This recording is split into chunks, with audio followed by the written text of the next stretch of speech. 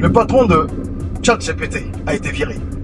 On devrait plutôt dire le patron d'OpenAI, qui est la société mère donc de ChatGPT. Il a été purement et simplement viré. Est-ce que cela annonce des troubles dans l'univers de l'intelligence artificielle? C'est une question qu'on aurait pu se poser quand ça s'est passé il y a quelques jours. Il a été débarqué comme ça par le conseil d'administration Manu Militari. Alors qu'en plus d'être le patron de cette entreprise, c'est également le fondateur. Je voudrais vous expliquer dans cette vidéo un principe extrêmement important. Parce que ce qui a sauvé finalement Sam Altman, après avoir été viré, ce qui l'a sauvé, ce sont ses collaborateurs. Et ce qui a en partie sauvé également les intelligences artificielles ou le développement. De toute façon, c'est un secteur qui va être extrêmement tumultueux pendant longtemps. Vous allez comprendre pourquoi.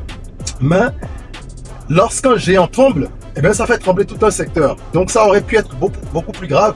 Et on va en parler tout de suite. Vous allez comprendre et tirer des leçons, j'espère, de cette histoire. Comment est-ce que le patron qui a été viré a été réembauché? Qu'est-ce qui s'est passé? Quels sont les enjeux véritables? Et comment vous pouvez appliquer ça à votre cas, de votre entreprise, que vous soyez un cadre sup, employé quelque part, ou que vous soyez vous-même fondateur d'une entreprise, entrepreneur. On en parle tout de suite.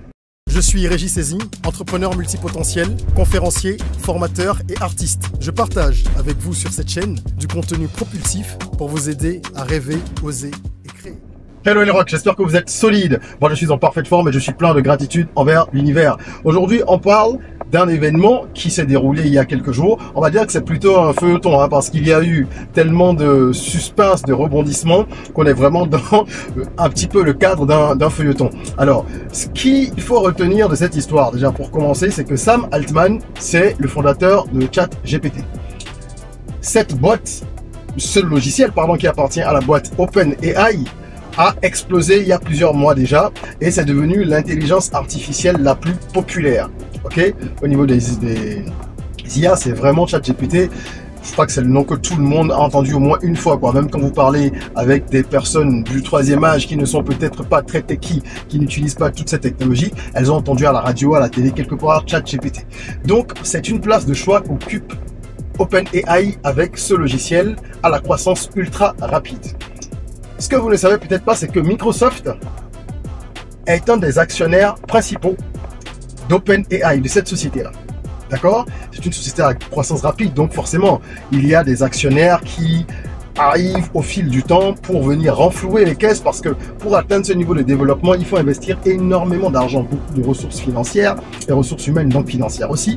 Et donc voilà, lorsque vous montez une boîte, à un moment donné, s'il y a un vrai potentiel, vous avez besoin de ressources. Parfois, les ressources viennent vous trouver, parfois vous allez les chercher, mais vous ne pouvez pas stagner. C'est donc ce qu'a fait OpenAI en levant des fonds à droite à gauche et l'entreprise a continué à se développer parce qu'il y a une grande concurrence aujourd'hui entre les différentes entreprises qui sont dans le secteur du développement des IA parce que l'enjeu est colossal économiquement.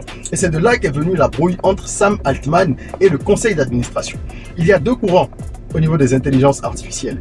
Il y a, je vais dire les choses simplement sans utiliser des termes techniques complexes, globalement il y a l'aile qui promeut une intelligence artificielle plus ou moins éthique, c'est-à-dire une intelligence qui serait vraiment au service des hommes, de l'humanité, qui permettrait d'aller plus vite sur des sujets environnementaux, des sujets de toutes sortes, mais qui apportent un bien-être à l'humanité. De l'autre côté, vous avez les accélérationnistes, ceux qui en fait veulent aller le plus vite possible pour développer l'intelligence artificielle, vraiment selon toutes les potentialités qu'on peut imaginer, de la façon la plus folle possible, quitte à ce que cela soit nuisible à l'humanité. Et vous avez beaucoup de personnes de ce côté-là, parce qu'on est dans un monde capitaliste, d'accord? Alors, le conseil d'administration d'OpenAI est beaucoup plus orienté du côté des premiers dont j'ai parlé. C'est-à-dire que, globalement, la vision du conseil d'administration, et ce qui était également la vision de Sam Altman au départ, c'est de pouvoir promouvoir une IA au service de l'humanité. Mais très vite, le patron fondateur a changé un petit peu de bord parce que certainement quand il a vu tout ce qu'il y a comme cash, toute cette manne-là, il s'est rangé du côté des accélérationnistes progressivement. Et il y avait déjà donc des tensions au sein du conseil d'administration entre le conseil et Sam Altman parce qu'ils ne s'entendaient plus. Lui, il veut aller très vite. Vous avez vu à quelle vitesse est-ce qu'on a des nouvelles versions de ChatGPT, nouvelles versions, nouveaux paramètres, nouvelles fonctionnalités, etc., etc. Et sans connaître tous les détails de tout ce qui a pu se passer, on imagine bien que ça a fini par péter parce qu'il y a quelques jours, eh ben, Sam Altman a été viré purement et simplement de sa boîte.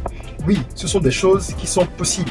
Vous devez le savoir si vous êtes entrepreneur. Vous montez votre boîte, vous suivez, vous faites tout ce que vous pouvez, vous vous sacrifiez, vous vous endettez, etc. Et un jour, si vous avez des associés, surtout si en termes de droit de vote, les choses sont établies de sorte qu'ils aient cette capacité-là, s'ils s'allient contre vous, ils peuvent vous virer.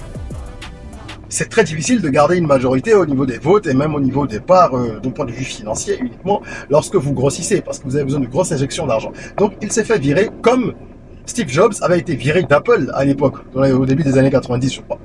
Et finalement Steve Jobs avait réintégré son entreprise quelques années plus tard parce que voilà, c'était le génie, c'est lui qui portait la vision et en son absence on n'avait pas vraiment senti que la marque pourrait continuer comme il fallait. Donc il avait réintégré les choses. Je ferme cette parenthèse, c'est juste pour faire le parallèle. Bref, Altman est viré, il est automatiquement embauché par qui? Microsoft, qui est un des gros actionnaires d'OpenAI, mais qui est également un concurrent d'OpenAI. D'accord? Donc Microsoft l'embauche, vraiment dans la foulée, quoi. Et ça crée un tonnerre dans le monde des IA. C'est pour ça que je vous disais que ce genre d'événement, ça peut impacter au-delà d'une entreprise. Et donc de toutes les familles qui dépendent de chaque employé et tout ça, ça peut faire trembler tout un secteur.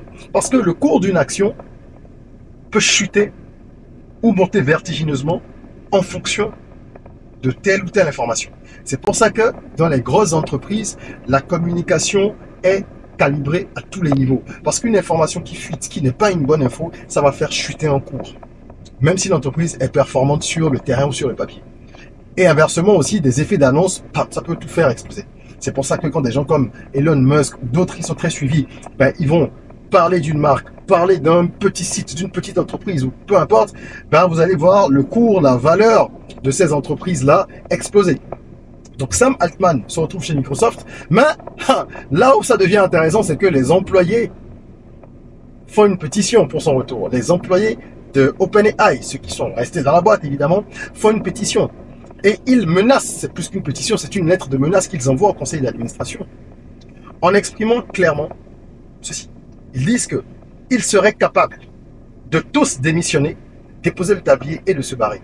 Si jamais ils avaient fait ça, ça aurait été le déclin de ChatGPT automatiquement. Or, l'enjeu est énorme. Dans quelques années, ce qu'on prévoit dans ce secteur-là, c'est la folie. Le but des accélérationnistes, c'est de pouvoir arriver à un stade de développement où les IA sont beaucoup plus performantes que l'être humain. On n'y est pas encore, mais si vous suivez un peu les choses et que vous utilisez ces outils-là, vous pouvez déjà voir à quel point est-ce que les IA sont puissantes. Donc, ChatGPT éliminé, ça serait un boulevard pour beaucoup d'autres. Vous savez bien qu'Amazon également est sur le coup en train de développer son IA. On a également Twitter, devenu X avec Elon Musk. Il y a Zuckerberg et son métaverse et compagnie. Bref, tous les gros et les moins gros et les nouveaux qui rentrent également sur le marché ne rêvent que d'une chose, de pouvoir grandir aussi vite que ChatGPT et voilà, éventuellement de prendre la place, ce leader. Donc cette entreprise, si elle avait coulé, en tout cas si les employés étaient partis, l'entreprise aurait certainement fait faillite, ou en tout cas aurait connu des difficultés intenses, même si elle ne faisait pas faillite, et aurait pu disparaître très rapidement du peloton de tête. Finalement, Sam Altman a été réembauché en quelques jours par sa propre boîte d'où il avait été viré à cause du conseil d'administration. Qu'est-ce qu'il faut retenir de tout ça? Il faut retenir, que vous pouvez être viré de votre boîte à partir du moment où vous avez plusieurs associés, comme je l'ai dit, que les droits de vote permettent aux gens de faire et de dire un peu n'importe quoi. Je mets n'importe quoi entre guillemets, parfois c'est peut-être des raisons valables. Mais bref, c'est votre boîte quoi, et on peut vous virer. 2, vous avez intérêt à avoir des collaborateurs fidèles et loyaux. Et c'est la leçon la plus importante. C'est ce que je veux que vous reteniez. Vous avez intérêt à avoir des collaborateurs loyaux. Des gens qui vous portent dans leur cœur. Des gens qui connaissent votre valeur. Qui connaissent votre importance dans le dispositif. Et au-delà de l'importance de la compétence, qui ont pour vous un respect humain. Avec qui vous avez des liens. Si vous traitez mal vos collaborateurs d'un point de vue humain, vous n'aurez pas leur soutien. Posez-vous la question aujourd'hui si vous êtes un cadre ou un patron, peu importe. Si vous êtes en position de leadership, est-ce que justement j'exerce le bon leadership? Est-ce que si demain, pour une raison ou une autre, ma vie professionnelle, ma carrière était menacée, est-ce que mes collaborateurs prendraient ma dépense? C'est ça la vraie question qu'il faut se poser. Moi, j'ai eu des collaborateurs, et j'en ai encore, de toutes sortes. Et dans le lot, comme tout le monde, hein, je suppose, mais dans le lot, vous devez pouvoir identifier les gens qui sont vraiment fidèles. Et vous devez faire en sorte d'avoir une majorité fidèle, loyale, qui n'est pas là que pour le salaire, qui n'est pas là que pour les avantages connexes, mais qui est là parce qu'elle croit en votre vision, parce qu'elle a du respect pour votre travail, pour ce que vous avez accompli, et qu'elle a véritablement en votre compagnie de l'inspiration, qu'elle est inspirée par votre façon de faire. Ce sont ces gens-là qui vont vous sauver quand le navire va tanguer. Vous avez intérêt à travailler là-dessus. Et si vous ne savez pas comment faire, commencez à vous documenter en leadership, en développement personnel, lisez des bouquins, regardez des vidéos, participez à des formations, booker une séance de coaching avec moi par exemple, le lien en description. Si ça vous intéresse, je suis coach depuis de très nombreuses années et je peux vous aider à mettre en place un certain nombre d'éléments, de dispositifs pour stimuler auprès de vos collaborateurs ce sentiment-là. Vous ne savez pas à quel moment vous en aurez besoin. Et les vagues, elles peuvent vous emporter à tout moment sur le chemin de l'entrepreneuriat. Voilà ce que je voulais partager avec vous. Ça a été une semaine folle pour Sam Altman et on aurait pu penser que c'était soit la fin des IA ou en tout cas le déclin annoncé de ChatGPT. Ça n'a pas été le cas. C'est une bonne leçon pour tout le monde. J'espère que vous saurez appliquer ce dont on a parlé. En attendant, je vous invite à vous abonner si vous avez trouvé ce contenu intéressant et si ça vous a édifié. Partagez-le également, partagez la vidéo autour de vous. Ok, et puis mettez un petit like quoi. En attendant qu'on se retrouve pour une nouvelle vidéo, n'oubliez pas, prenez soin de vous, de votre corps, mais aussi surtout de votre mari. Et bon, osons, créons un rock.